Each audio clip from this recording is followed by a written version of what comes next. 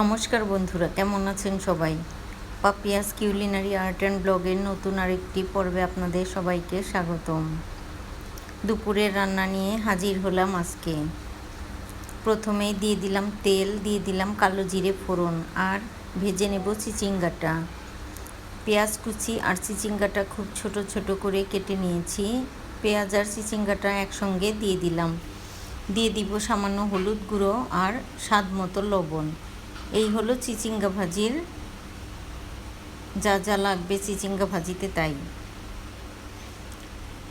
তো এবার শুধু নেড়ে চেড়ে যেন নিচে না লাগে সেদিকে খেয়াল রেখে ভেজে নিতে হবে। আর এইভাবে চিচিঙ্গা ভাজি খেতে আমার কাছে ভীষণ ভালো লাগে। শুধু আমার কাছে না, আপনারাও একবার খেয়ে দেখলে আপনাদের অবশ্যই ভালো লাগবে। অনেকেই তো অনেকভাবে চিচিঙ্গা রান্না করেন, ভাজি করেন, তবে এভাবে একবার ভেজে খেয়ে দেখবেন, অবশ্যই ভালো লাগবে। এবার চিচিঙ্গা ভাজিটা আমার হয়ে গিয়েছে। এখানে আমি চিচিঙ্গা ভাজিতে কোনো প্রকার জল ইউজ করিনি, হালকা তেলে তেলে ভেজে নিয়েছি। আর বসিয়ে দিয়েছি চিকেনটাও। চিকেনটা ম্যারিনেট করে আসলে ফ্রিজে রেখে দিয়েছিলাম। এবার 2-3 ঘন্টা পর ম্যারিনেট করা চিকেন রান্না করছি। আর এভাবে চিকেন রান্না করলে খেতে ভীষণ ভালো লাগে। আসলে চিকেনের ভিতর তেল, মশলা, লবণ সব কিছু ঢুকে যায়, তারপরে খেতে ভীষণ ভালো লাগে।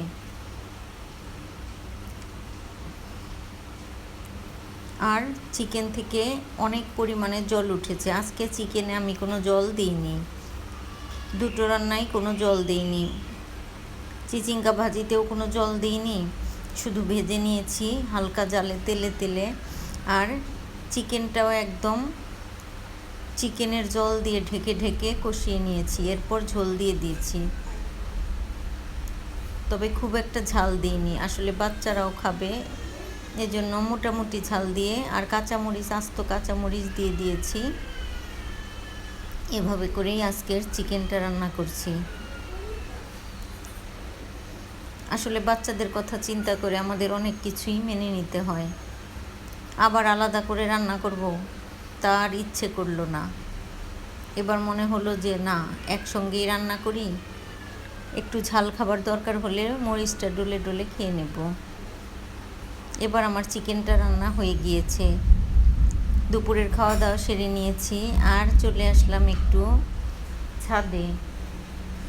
এবার প্রায় সন্ধ্যের আগে ছাদে এসে আকাশটা দেখে অনেক ভালো লাগলো। দিদির গাছে ধুন্দুল ধরেছে। আসলে দিদি খুবই যত্ন করে এই গাছগুলোর, যার জন্যে অনেক শাকসবজি হয়। কয়েকদিন আগে এখানে একটা চাল কুমড়া ধরেছিল, আজকে ধরেছে ধুন্দুল। ধুন্দুল একটা না, 3টা ধরেছে। আর দুটো আসলে আমি খুঁজে পেলাম না। দিদি বলল যে আসলে আরও 2টো ধুন্দুল আছে। এবার সন্ধ্যের পর চা খেয়ে নিয়েছি। তো বাচ্চাদের আবদারে বানাতে হলো গোলাপ জামুন। আসলে ওরা কিছু খেতে চাইলে না বানিয়ে দিলে ভালো লাগে না। এই জন্য সব সময় তো আসলে যা বলে করা হয় না, তবে বেশিরভাগ সময়ই চেষ্টা করি ঘরে যদি থাকে তাহলে ওদেরকে বানিয়ে দেওয়ার। আর যদি না থাকে তাহলে বাইরে থেকে কিনে এনে বানিয়ে দিই।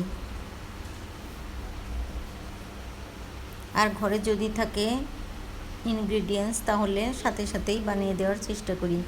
তো আজকে বানাচ্ছি গোলাপ জামুন, গুঁড়ো দুধের গোলাপ জামুন। আর গোলাপ জামুনগুলো এবার তেলে ভেজেও নিয়েছি। আর শিরাটাও আমি বসিয়ে দিয়েছি। শিরাটা উতল আসলে আমি গোলাপ জামুনগুলো দিয়ে দিব। আর শিরাটা উতল আসতে আসতে গোলাপ জামুনগুলো মোটামুটি মিডিয়ামে থাকবে, হাত দিয়ে ধরলে যেন খুব গরম না লাগে। আর একদম ঠান্ডা করেও দেওয়া যাবে না, হাতে সহ্য হয় এমন গরম গোলাপ জামুনগুলো উতলানো জলে দিয়ে দিলাম, চিনির শিরায় দিয়ে দিলাম। এবার বেশ খানিকক্ষণ এই জলের চিনির শিরার মধ্যেই গোলাপ জামুনগুলোকে একটু ফুটিয়ে নেব। তো বন্ধুরা, আমার আজকের এই ভিডিওটা কেমন লাগলো অবশ্যই জানাবেন। যদি ভালো লাগে তবে একটা লাইক, কমেন্ট, শেয়ার করার অনুরোধ রইল। যারা ফেসবুক থেকে দেখছেন তাদেরকে অনুরোধ রইল আমার ফেসবুক পেজটি ফলো করার, আর যারা ইউটিউব থেকে দেখছেন তাদেরকে অনুরোধ রইল আমার ইউটিউব চ্যানেলটি সাবস্ক্রাইব করার।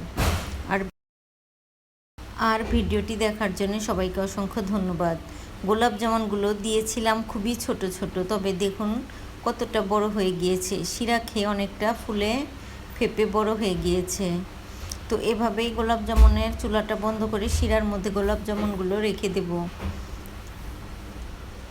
যাতে এর ভিতরে শিরাটা খুব ভালো করে ঢোকে। তো আজকে আমার এই গোলাপ জামুন বানানো কেমন লাগলো অবশ্যই জানাবেন। যদি ভালো লাগে তবে আপনারাও বাসায় এইভাবে গোলাপ জামুন বানিয়ে খেয়ে দেখবেন, আশা করি আপনাদেরও ভালো লাগবে।